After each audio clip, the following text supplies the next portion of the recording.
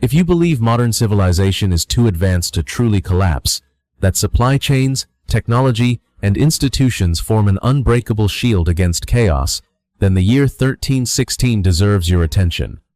Because there was a time when an entire kingdom unraveled, not through invasion, not through plague, but through something far more ordinary and far more terrifying.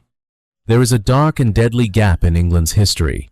The year 1315 and the long shadow of 1316 are rarely told in full, not because the records were lost, not because the ink faded or the parchments burned. The chronicles exist, the harvest accounts survive, the royal correspondence remains. But some chapters of history are not erased by accident. They are allowed to fade because they are too humiliating, too destabilizing, too revealing about what human beings become when the thin fabric of order begins to tear. This was not a story of heroic last stands or glorious battles. It was not a tale of a single tyrant or a single catastrophe. It was something quieter, slower, more intimate. A powerful kingdom, confident in its divine order and royal authority, was brought to its knees without a sword being drawn. No great war ignited the collapse. No sweeping pandemic announced itself with visible horror. And yet rivers overflowed and swallowed villages. Fields rotted where they stood. Children who had once been strong simply disappeared. Neighbors who had shared bread and prayer began to look at one another with the calculating eyes of hunters. Why? Why did the water no longer obey its course? Why did the soil refuse to yield food? And why, when the sky would not stop raining, did something else begin to erode just as relentlessly: law, morality, trust? History often teaches us about empires falling to enemies at their gates. But in 1316, the greatest enemy was never disease and never rebellion. It was hunger. And behind hunger stood something even more dangerous: the slow unraveling of human restraint. When survival becomes uncertain, principles become negotiable. When food disappears, so does certainty. And when certainty disappears, civilization reveals how fragile it has always been. This is not merely a reconstruction of a distant famine. It is an examination of a question that still lingers over our own age. How stable are we, really? Some truths are not forgotten because they lack evidence. They are forgotten because they force us to confront an uncomfortable reality that beneath laws, beneath crowns, beneath faith and tradition, there remains a human being capable of choices we would rather not imagine. Step with me now into a single day in the year 1316. Not a legend, not an exaggeration, but 24 hours inside what survivors would later remember only in fragments. Watch how a kingdom does not fall in a single dramatic moment, but dissolves slowly, quietly under rain that never ends. And ask yourself, as we begin, if everything that sustains your world began to fail, how long would it take before you stopped recognizing the person standing behind you or the person you see in the mirror? Norfolk, the memory of what once was. It begins in Norfolk, in the low, open fields of eastern England. You wake before dawn, though there is no real difference between night and morning anymore. The sky has forgotten how to brighten. The first sensation is not light, but cold, an invasive dampness that has seeped through straw, through wool, through skin, and settled deep inside your bones. A drop of water falls from the sagging thatched roof and lands on your cheek. It tastes of soil and rot. This is no passing storm. It has been months since the sky last cleared. Since the spring of 1315, the rain has fallen with a patience that feels deliberate, day after day, week after week. It does not rage dramatically. It persists. And in its persistence, it remakes the world. Your hut stands on what was once firm ground. Now the floor is a shifting layer of mud, slick and breathing beneath your feet. The air smells of mildew and stagnant water. Your clothes, hung overnight in hope rather than expectation, are still wet. They will never truly dry. Step outside. Before you stretches, Not the green England of songs and stories, but a gray expanse of drowned earth. The fields have collapsed under their own weight. Wheat stalks bend into the floodwater, blackened and swollen. Mold creeps along them like a slow infection. What was once gold is now the color of decay. And yet, this land has a memory. Only a year ago, these same fields rang with the sounds of harvest. You remember it clearly. The dry rustle of ripe grain brushing against your hands, the warm, sweet scent of wheat under a late summer sun, the laughter of children running between tall golden rows, their feet kicking up dust instead of mud, the rhythm of sickles cutting through abundance, the promise of full granaries and bread baked thick and fragrant. It was not prosperity in the modern sense, but it was stability. It was enough. Now, that memory feels almost cruel. The seeds sown at the beginning of spring never had a chance. They drowned beneath oversaturated soil, decomposing silently before they could break the surface. Each buried seed carried a quiet expectation. Bread for winter, fodder for animals, survival for a family. Each one dissolved into black earth without ever becoming food. You take a step forward. The mud grips your boots as if reluctant to release you. Every movement requires effort. The ground itself feels unstable, as though it no longer wishes to support those who walk upon it. Children no longer run here. The adults have forbidden it. Beneath patches of dead grass lie hidden pools of water deep enough to swallow a small body. One misstep is enough. There are no dramatic splashes, no prolonged cries, just absence. A space where a child once stood. The transformation is not violent in appearance. There are no flames, no armies, no shattered walls. The destruction is quieter than that. It is the slow replacement of life with stagnation, of color with gray, of sound with a heavy, absorbing silence. The rain continues, steady and indifferent. In this drowned landscape, loss is not only measured in failed crops or empty stores, it is measured in contrast, in the unbearable awareness of what this place used to be. Every memory of sunlight sharpens the darkness. Every recollection of golden harvest deepens the blackness of the flood. You are not merely witnessing death. You are witnessing the erasure of continuity, the breaking of a rhythm that had endured for generations, the sowing, the growing, the reaping, a cycle that once felt as reliable as faith itself. Now, that faith is dissolving in waterlogged soil. And as you stand on the edge of what has become an eternal marsh, you begin to understand something unsettling. This is not a single failed season. It is the beginning of a world where the past can no longer guide expectations for the future. The land that once fed you is no longer recognizable. And neither, perhaps, are you. The kitchen, when hunger becomes the hunter. The kitchen is small, dim, and heavy, with the smell of damp wood and dying embers. A pot hangs above the fire, but it barely deserves the name. Inside, water clouds around a few floating leaves, and something that might once have been grain. Steam rises weakly, not with the promise of nourishment, but with the humiliation of insufficiency. You sit at the table. Across from you, your family waits. No one speaks. Hunger is here. Not as a passing discomfort, not as an empty space in the stomach. Hunger has shape now. Presence. It does not knock before entering. It does not ask permission. It sits with you at the table, invisible but undeniable. It watches as the ladle scrapes the bottom of the pot. It counts the bowls. It measures the portions. It waits. At first, hunger is merely a whisper. It tells you to stretch the broth with more water, to pretend the children are not watching the size of each serving, to swallow quickly so you do not taste how little there is. But as the days lengthen and the rain does not stop, hunger grows bold. It sleeps beside you at night, pressing its weight against your ribs. It wakes before you do. It follows you into the fields where nothing grows. It crouches behind your thoughts, calculating. Just one wrong choice, it murmurs.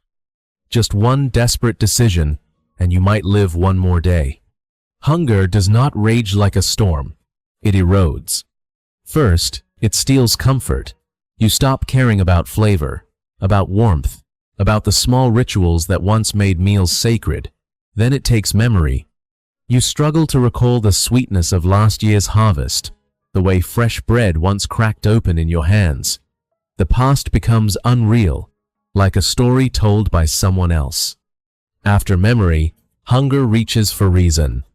You begin to weigh things you would never have considered before. The seed grain meant for spring planting, the old hen that no longer lays, the tools, the blankets. Each object becomes a number in a silent arithmetic of survival. And finally, quietly, methodically, it approaches dignity. You see it in the way your neighbor avoids your eyes at market, ashamed to ask for what he cannot repay.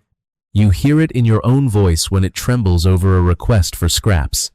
You feel it in the way you guard your portion, even from those you love most. Hunger isolates. It turns family members into rivals of necessity. It makes silence heavier than anger. It convinces you that survival is a solitary act. In the corner of the kitchen, a child begins to cry, not loudly, but with the thin, exhausted sound of someone whose body no longer expects comfort. You reach out, but your hand hesitates. Not because you do not love them, because you do not know what you can give. The pot is empty now. The fire collapses into ash. Hunger remains. It does not leave when the meal is finished. It lingers in the rafters, in the floorboards, in the hollow spaces between heartbeats. It reshapes who you are, narrowing your world to a single, relentless question. What will you sacrifice tomorrow? In this kitchen, famine is no longer an abstract disaster. It is not a failed harvest or a line in a chronicle. It is a living force, a patient hunter. And tonight, it is winning. London, the moment you cannot look away. London does not starve quietly. The city groans under the weight of too many bodies and too little bread. Mud thickens the streets into dark veins of rot. The Thames moves sluggishly, carrying refuse, rumors, and the smell of something turning sour beneath the surface of things. Bells toll as they always have, but their rhythm feels detached from the desperation below. You move through Cheapside with the crowd. Faces are thinner than they should be, voices sharper. The air is crowded with hunger disguised as impatience. At a stall near the market cross, a baker stands behind a table with only a few loaves left. They are small, dense, hard at the crust. Each one represents a decision someone else will not survive. An old woman steps forward. Her back is bent not only from age, but from the long mathematics of survival. Her hands tremble as she reaches beneath her cloak and counts coins into her palms slowly, carefully, as if each piece were a confession. The line behind her shifts restlessly. She places the coins down. They are not enough. The baker hesitates. In that hesitation, something breaks. A man from behind surges forward, quick, desperate, beyond shame. He grabs the loaf from the table, shoves past her, and disappears into the moving crowd before anyone can decide whether to stop him. It happens in a breath. The old woman does not scream. The baker curses under his breath, but does not pursue. The crowd resumes its motion, swallowing the theft as though it were inevitable, because here, increasingly, it is. The loaf is gone. But what lingers is her stillness. She remains standing at the stall, her coins scattered across the wood. For a moment, her hand hovers in the air where the bread had been, as if memory alone might bring it back. Then, slowly, she lowers it, and she lifts her head. Her eyes do not follow the thief. They find you. There is no accusation in them, no visible anger, only a question so quiet it almost feels gentle. If it were you, would you have done differently? The street noise fades, though no one else seems to notice. You feel the weight of her gaze not as a challenge, but as an invitation into moral discomfort. You think of the man who took the bread. His hunger is real. Perhaps he has children. Perhaps he has not eaten in days. Perhaps he hesitated once before and this time he did not. You think of the baker. If he gives away one loaf freely, the rest of the line will expect the same.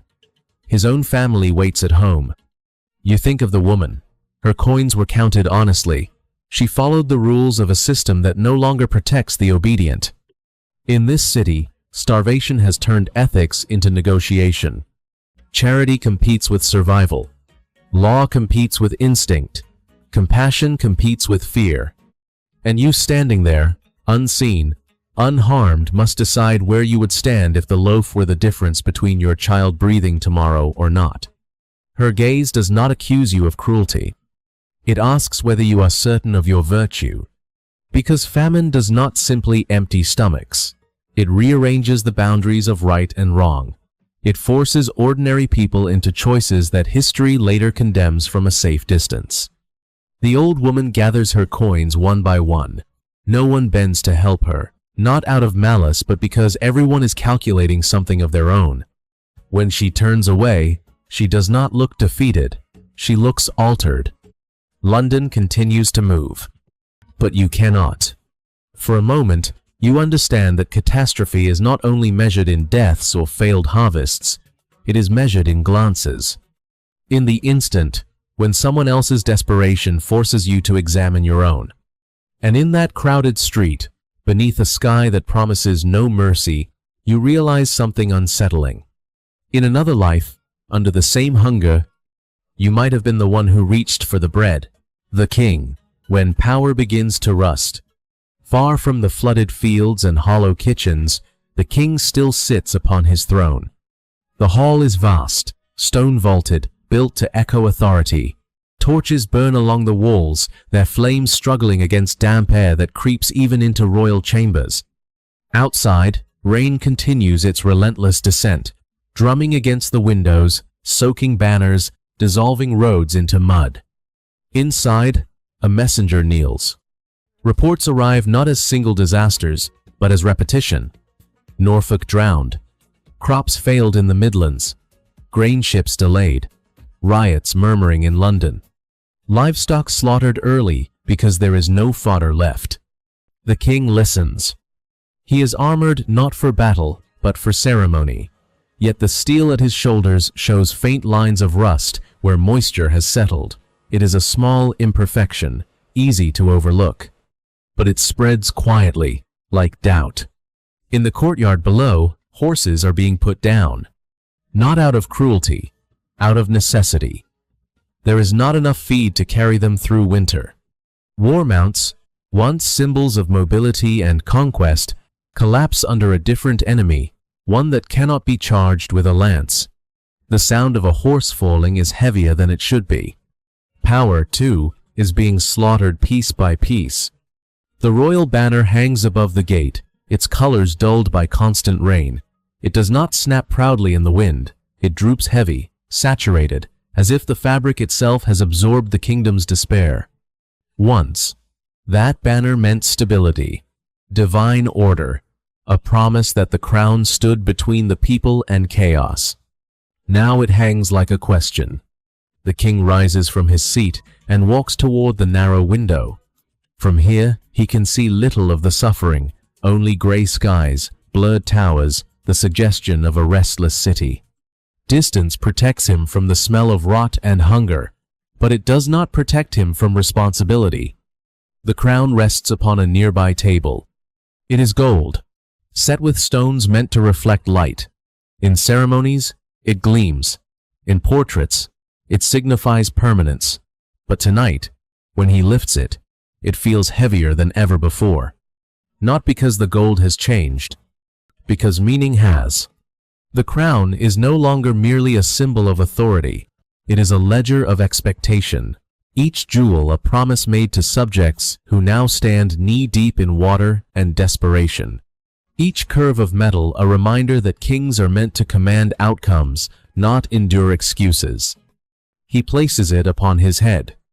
It presses downward. The weight is not physical, it is moral. For what is a king in the face of rain that does not stop? What decree halts rot? What tax reform commands the sun to return? His authority stretches across land and law, but it falters at the edge of weather. Courtiers still bow, titles are still spoken, oaths of loyalty still pass from lips to ears, but those oaths feel different now, fragile, as if they might dissolve like footprints in mud. Your Majesty, a noble insists, the people must remain patient. Patient. The word lingers in the hall like a thin echo. Patience is easier to request from behind stone walls. Beyond those walls, hunger does not wait for royal deliberation.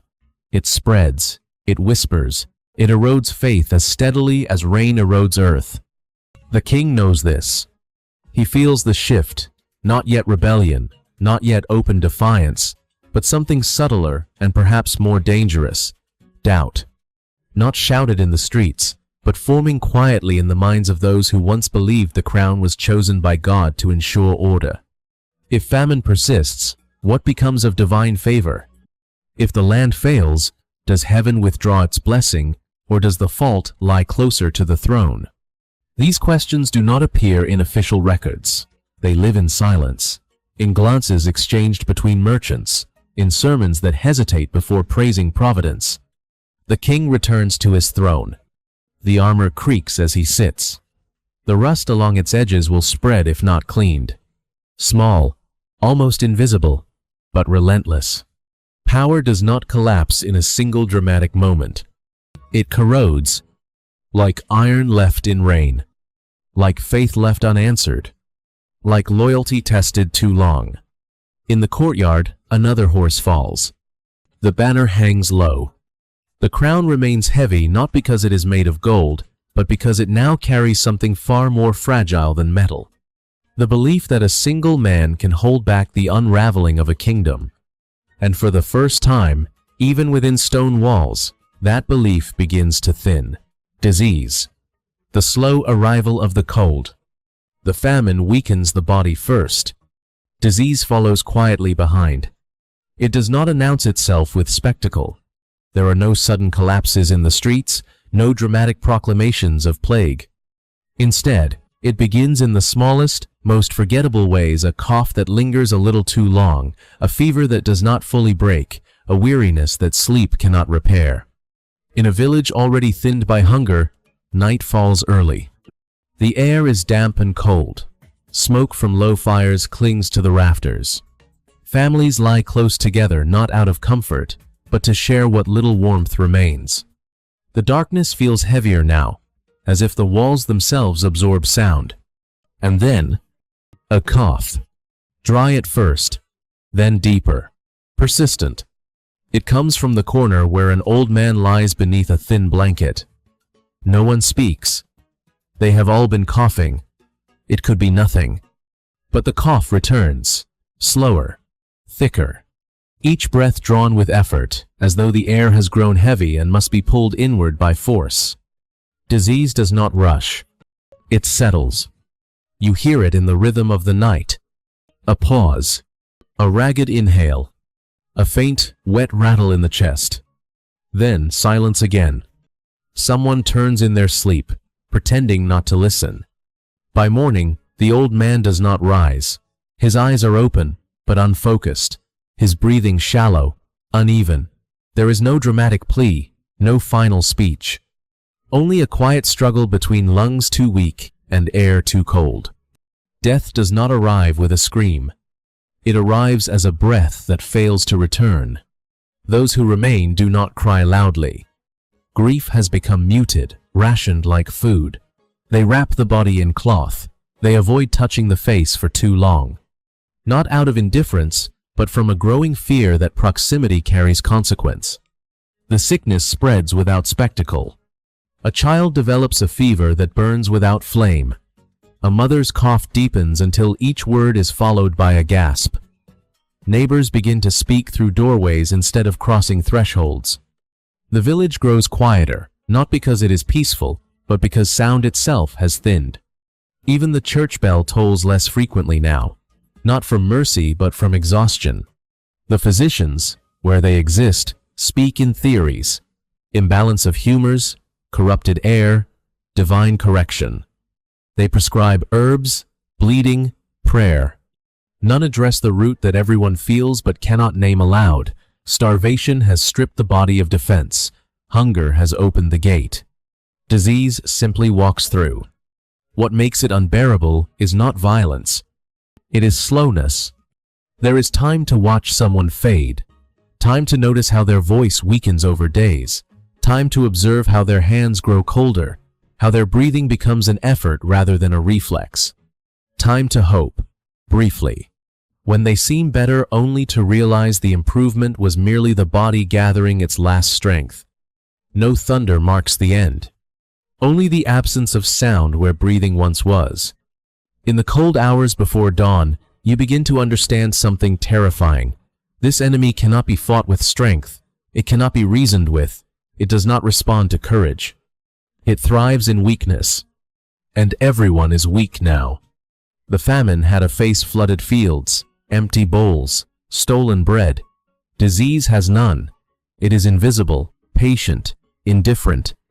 It does not distinguish between virtuous and cruel, obedient and rebellious. It does not care about crowns or prayers. It moves through the night like frost, settling on those already shivering. By winter's height, the village feels hollowed, fewer voices, fewer footsteps, beds that remain undisturbed. The silence grows colder than the air itself. And in that silence, what terrifies you most is not the fear of pain, but the realization that death has become ordinary, not dramatic, not defiant, simply expected. A cough in the darkness, a strained breath, a pause that lasts too long, and then the cold, settling in. Night at Newgate, where morality begins to fracture. By the time you reach Newgate, night has already swallowed the city. The prison rises from the mud like something grown rather than built. Thick stone walls, sweating with damp, iron bars blackened by age and touch. The air around it is colder than the streets beyond, as if suffering has its own climate. Inside, hunger has a different tone.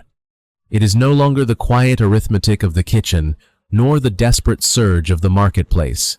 Here, hunger is trapped, concentrated, with nowhere to go. The corridors are narrow, straw lies rotting on the floor, chains scrape softly when someone shifts their weight. A guard passes with a lantern, the light bending around bodies pressed too closely together. Faces emerge and disappear in shadow eyes reflecting briefly, then vanishing. No one speaks loudly anymore. Voices have thinned into whispers, into murmurs too soft to carry accusation. Even anger has been worn down by exhaustion. What remains is something more unsettling: calculation. Prisoners are not fed regularly. Supplies have grown scarce even for those outside these walls. Bread rations shrink. Water tastes of rust. Days pass without clarity as to when the next portion will arrive. At first, they share. A crust broken into fragments. A swallow passed to someone weaker. The instinct to cooperate lingers, because to lose it would mean admitting something darker. But as the days stretch and ribs become visible through skin, generosity begins to feel like self-harm. You hear the rumors before you understand them. Someone in the far cell block did not wake. Someone else seemed stronger the next morning. No one says more than that. In the darkness, imagination expands to fill what language avoids. Tonight, the air inside Newgate feels different, heavier, watchful. You sit against the cold wall, knees drawn in. Around you, breathing overlaps in uneven rhythms. A cough here, a groan there, the scrape of teeth grinding in restless sleep. Then, a sound. Soft. Not quite a cry. Not quite anything you can name. It comes from deeper in the corridor, beyond the lantern's reach. You strain to listen. It might be fabric shifting. It might be someone sobbing into their sleeve. Or it might be something else. There is another sound. A wet, deliberate movement. Slow. Repetitive. You tell yourself it is nothing. You tell yourself hunger makes the mind cruel. No one rises to investigate. No guard intervenes. The night remains intact, unbroken by alarm. And yet something has shifted not in the air, but within you. Because the terror is not in what you see. It is in what you are willing to consider. Earlier, when rumors of cannibalism drifted through London, they felt like exaggeration's moral panic dressed as story, a way for the fed to describe the unfed as monstrous. Now, sitting in the dark, with your own stomach tightening against your spine, the idea no longer feels impossible. You hear it again. A faint sound. Not clearly chewing. Not clearly weeping. Just enough to prevent certainty. And certainty, you realize, is the last comfort left. In daylight, morality seems stable. There are rules, boundaries, lines no one crosses. But here, in a place where survival narrows to a single instinct, those lines blur not dramatically, but gradually. What would you condemn in the abstract? You begin to reconsider in the immediate. If the body beside you had already surrendered to the cold, if the choice were not between right and wrong, but between death now or death later, what would remain of your principles? The question is not shouted. It breathes beside you. The night stretches on. No confession comes. No proof emerges. By morning, the corridor looks the same as it did before, except one space in the straw is empty. No one asks why. And that silence is worse than any admission. Because horror does not need confirmation. It only needs plausibility. As dawn seeps faintly through the high, narrow windows, you understand that famine does more than starve the body. It starves certainty. It forces the mind into corners it once believed impossible. Newgate does not collapse into chaos. It settles into something colder. A place where survival and morality stand face to face. And neither can claim innocence. In the end, you are left with a sound in the darkness. Unverified. Unproven. But impossible to forget. The graveyard, when death has a face. By the time the graveyard begins to fill, no one calls it tragedy anymore.